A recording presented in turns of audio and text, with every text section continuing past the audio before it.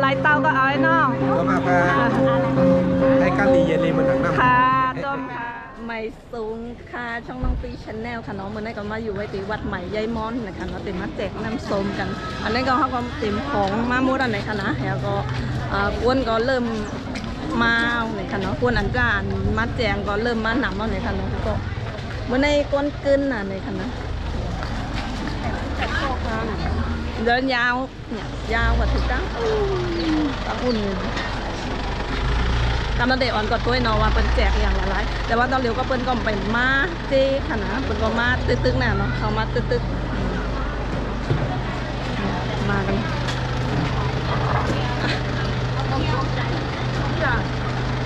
เอามาดิมากัน4 คนแล้วเลยคนหนึ่งอีกก็หนึ่งไปมาน้องคนสวยก็ยังไม่มากันท้าก็หานาปกติอันตีมาในวัดในไหนก็อย่าไปลืมมากินน้ำเขาค่ะนาพูดด้วยป่ะมากค่ะมากกว่าตัวจอมจับแก้วอ่ะ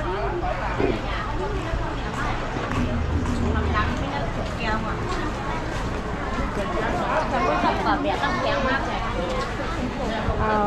คุณโชว์ว่าเนื้อสัวมาแบบนี้แล้วนั่นก็จะเป็นแสงระนานะไปมากมด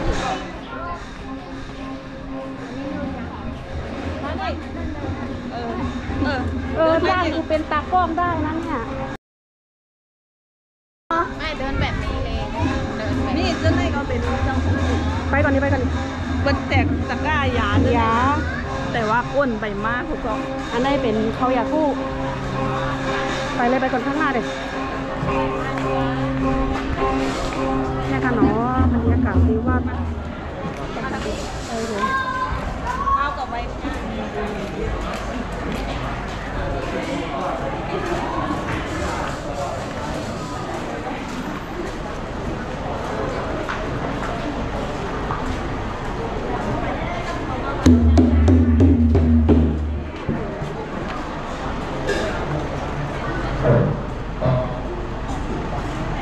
เข้าก่อนนะเธอ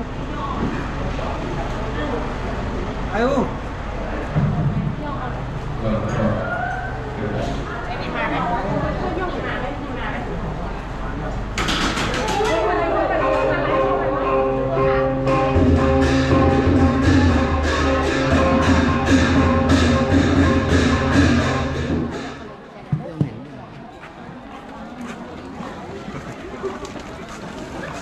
ค่ะในเดเป็นนั่นค่ะเนาะเขาถือมัดแจกเนื้อโสมแลหินโทกค่ะพี่น้องเรียนรำหู้ค่ะน้องตังไม่แจ๊กค่ะค่ะ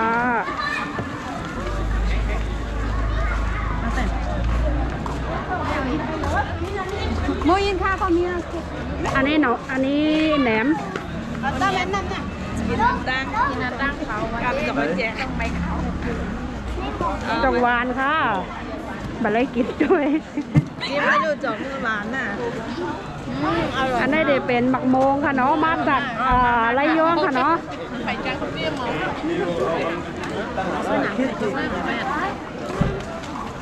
เขามากินต้มนี่ใส่ย่าง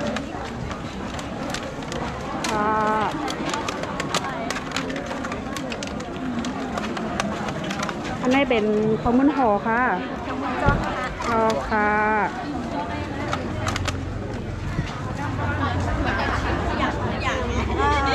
ใช่ค่ะอันนี้เดี๋ยวเป็นน้องยินฟ้าค่ะเนาะค่ะพี่น้องที่ลายผู้ค่ะน้องคุ้งโป่งค่ะคุ้งโป่งค่ะอ๋อค่ะเขาเป็นตองกี้อ๋อน้องคุ้งโป่งค่ะอ๋อค่ะยิบไรค่ะเนาะไรค่ะอ๋อค่ะหมักพริกหมึกค่ะใส่เป็นอิ่มค่ะว่าอะไรขนมจีนครับค่ะยินหลีค่ะค่ะยิบไรค่ะในขนมก้นเขากำใบมาดซีกันค่ะ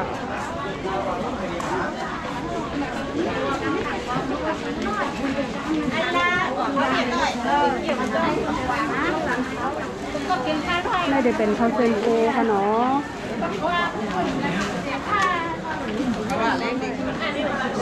เขาอยากกู้ค่ะ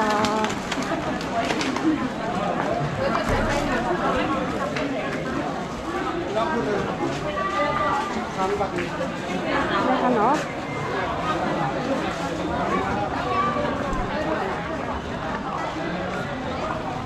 คนก่อนไปป้อนน้ำค่ะเพราะว่ามันตึกเจ้าอยู่แล้วในมองนี้ค่ะ อะไรอ่ะนี่ดูนี่ อร่อยไหม อร่อยครับดูกินให้ดูนะ ในเด็กเป็นพี่น้องทุ่งโป้งเขาแจกเลยค่ะวันเนาะ ฮะ กินโชกับอันนั้นเนี่ย น้องบุ้งอัดคออยู่ พี่น้องทุ่งโป้งเขาเฮ็ดเลยค่ะว่าต่อหวานค่ะ อร่อยมากเลยค่ะ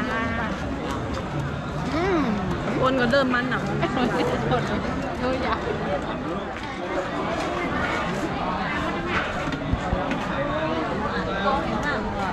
น่าจะเป็นของหวานค่ะเนาะ มาโก้ล่ะทำยังไงเจียขาเขาอ่ะ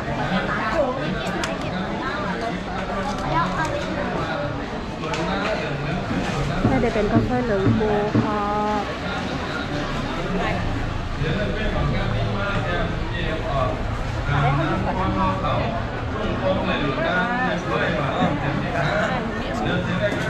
น่าจะเป็นของหวานค่ะเนาะค่ะเป็นพี่น้องเดลายมู่ค่ะเนาะ พี่น้องทุ่งโป่งค่ะ พี่น้องทุ่งโป่งเขามาน้ำแก้วค่ะเนาะ ค่ะ ค่ะ ตั้งคำเดียวเราเขาคงเป็นหลุดตั้งขอตั้งเรื่องปมสีเลี้ยงน้ำสูตรเลยได้หลุดตั้งสังกัดหนึ่งหนุ่มได้หลุดตั้งสังกัดหนึ่ง ค่ะ หนุ่ เนาะ มเดียว พี่น้องเขาก็เริ่มเข้ามากกันเนาะค่ะ ปอซิมีมาแถวซ้ายล่างหมอนะ แรกก็ได้เป็นหิ้นพวกค่ะเนาะ ลูกยิงนะลูกยิงนางสามวันลูกนายไซพื้นที่เพียงทุ่งโป่งเขาตั้งหลุดตั้งสังกัดเดินนั่งเป็นเขาการยี่มาอย่างใจมานาคำเขาเขาเทียนมีหมด น่าจะเป็นของหวานและเป็นน้ำค่ะเนาะตีว่าหนาวน้ำขวดนี่ค่ะ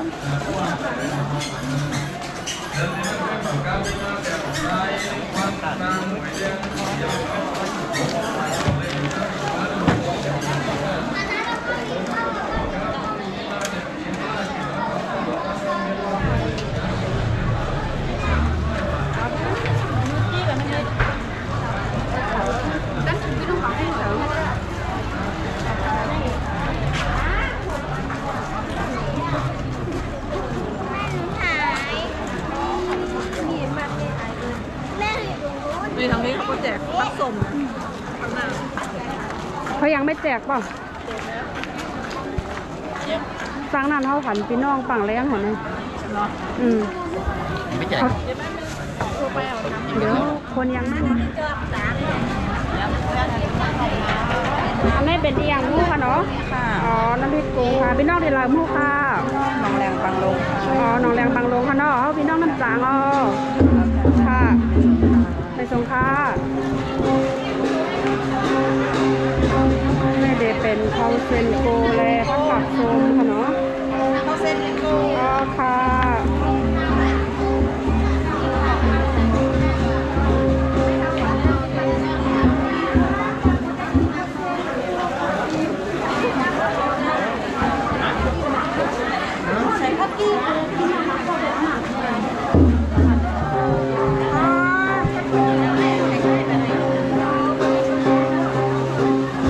เป็นอัดจอค่ะเนาะได้เป็นข้างวนเริ่มมากันนะบ้านเนาะชิมดูอย่างละนิดอย่างเด็กกองไปไล่กินข้าวค่ะเนาะ เหมือนในวิย้อนเป็นตากล้องแล้วแน่ ค่ะจองเทียบนั่นแหละ อร่อยคนเริ่มมาเรื่อยๆนะพี่ว่า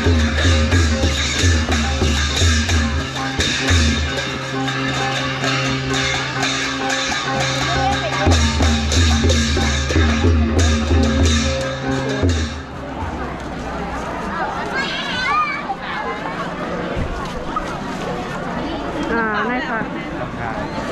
คนทางลีเขามัดแจกน้ำกันเนาะสุ่มแจกป้าเขาค่ะ เอาอย่างเดียว อย่างสุ่มพัดเขาอ่ะ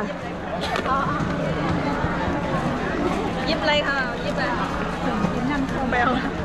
เขาแจกมา ย่างเป็นปีเขาขนของเรา อะไรค่ะอะไรค่ะ ยิบเลยค่ะปิ๊กไว้ก่อนนะมันถึงยิบเลยค่ะ เที่ยง20 แน่ยายเป็นมาจากรถในเนี่ย อ๋อนี่น้ำข้นเอาเลย ยายจากใน นะคะเนาะ น้ำควันเหรอเอาไรค่ะเลือกไรค่ะ เลิกอะไรคะเนาะตั้งไปตั้งแต่เป็นน้ำโคกใช่ไหมหรอ อันตั้งไทยน่ะมันเคยมากอันนี้ หยิบไรค่ะเลือกไรเอาไรเตาก็ไรค่ะรับกันได้นะไปจะเต้นตั้งนานเอาไหมอันนั้นก็มีลูกยิบเลยค่ะเอาไว้นอกเอาอย่างน้ำส้มก็ได้น้ำหวานอะไรนี่ไปยิบเลยยิบเลย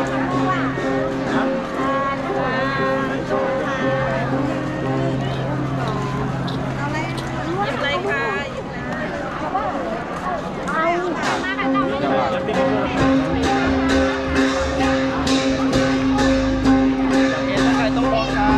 ได้เด็กเป็นของบ้านแจกยาค่ะเนาะไม่สุขาพี่น้องในลาวมู่ค่ะทุ่งโป่งบ้านอักยาค่ะเนาะเขาน้ำสางค่ะมิลลิเลหุจักค่ะ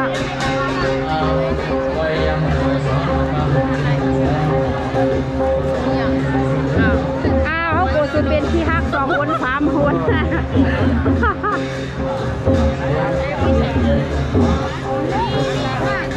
น้ำส้มค่ะไม่ส้มเนี่ยเอาอะไรค่ะค่ะเอากว่าอะไรค่ะยิบไรค่ะยิบไรค่ะค่ะส้มค่ะยิบไรอ่ะตากองเอาเหลือแตกหมดแล้วอ่ะแจกหมดแล้วค่ะก็ได้ก็เต็มเจ็บป้าอยู่หลังบ้านอ่ะ แหลดลมไปนะนะคะเนาะตากองก็บอกให้ขำแหลดแล้วค่ะแต่เป็นลมเป็นแรงแล้วค่ะเนาะ8 กองก็ได้เซ็งอ่ะได้ค่ะกั้นก็ได้เล็บพูนหัวแล้วเนาะขายได้ค่ะมือจอมตัว ดีในศาลาในสีมาใส่เซนซีโดนกันทิ้งเอาเนี่ยก็เขายังเก็บก็สบายเอาเนี่ยเนาะเก็บมาเอาเนี่ยตรงนี้ตัวเขาจะตัวเองชิปผมที่ตัว อยอย่างก้นไปไม่ได้เขาอ่ะ นี่เนี่ยเขาไม่ได้นะก็เลยเลยเขาเป็นการที่ผู้สูงอายุก็เดี๋ยวนะดี บีเลยเหลือด้าน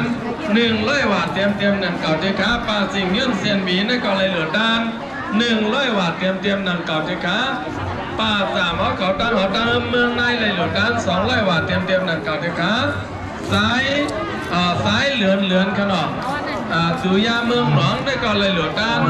100 วัตต์เตรียมหนังเก่าเจ้าขานำการก็เจ้าเจตนาเจ้าตาหน้าปอมเบียวเขาเลยเหลือด้านเมื่อด้านนั้นเมื่อในนั้นอะไรอยู่นี่กินวันก็เห็นเสื้อสาก้าวใครมาเนี่ยการเกย์มันพิธีเป็นก็เห็นเสื้อสาก่อนหน้าเมื่อเรื่องสีกันเด็กขา ช่วยกันว่าตรงไหนที่ของไส้ขายฟ้าเนี่ยค่ะเนาะ ไส้เนี่ยไส้เปียวเนี่ยเนาะมันขายลิ้นทุกคนนะเนาะปอลูกไส้เปียวตอนนี้ก็เลยหลุดด้านการนั่งสังขารเทศมีอะไรอยู่ดีกินวันที่30กันครั้งแรก อันนี้ก็ได้เป็นตั้งเขาวัดค่ะเนาะตั้งเขาวัดออกวัดค่ะจะมีพี่น้องเขามากกันเนาะเนาะ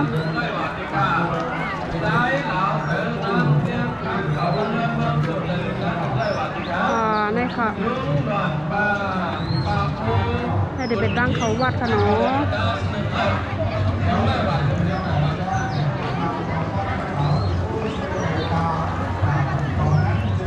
นี่ค่ะขึ้นหนักค่ะเนาะกินหวานก็เห็นเสื้อสาวเสกันเลยค่ะน้ำยาอ่องต้นตีนั่นก็เลยหลุดด้านสาราสังการเตา1 จม500 วัตต์เตรียมหนังเขาเลยค่ะ